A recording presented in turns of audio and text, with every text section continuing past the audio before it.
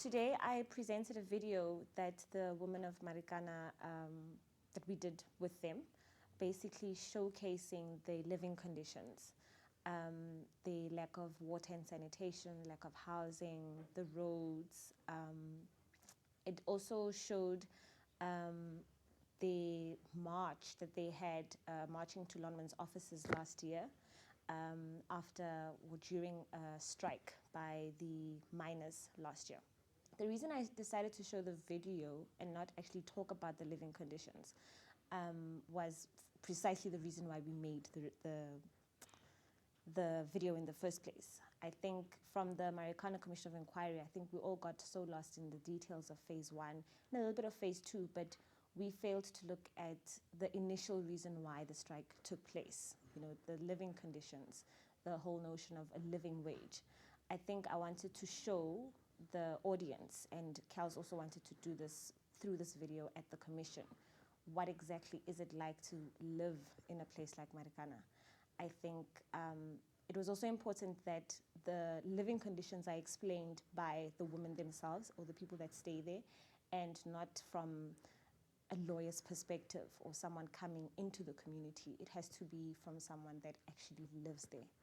I think what touches me is the lack of water and sanitation. I think it speaks so much to someone's dignity. In the film, you see a woman talking about how they have to relieve themselves in the bush or in the field. And I mean, there's no roads there. You can hardly travel. I think my experience is just trying to drive in there, and that was an experience and a half. There were days we were told, don't come into the community today, like it's going to be impossible for you to drive in. And it's somewhat easier, I can go home, but knowing that people stay in those conditions and have been staying in those conditions, there's no housing, there's no roads, water and sanitation.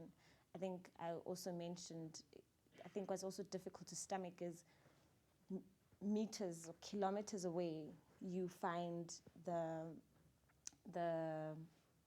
power station. So the electricity is there, it's just not there for them.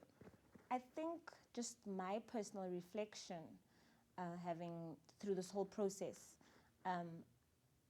everyone from the outside easily complains about, how on earth can people demand such a crazy increase from 4,000 or 5,000 to 12.5.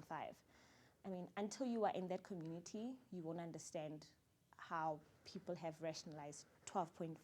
There's no housing, there's no sanitation. There's children that need to go to school.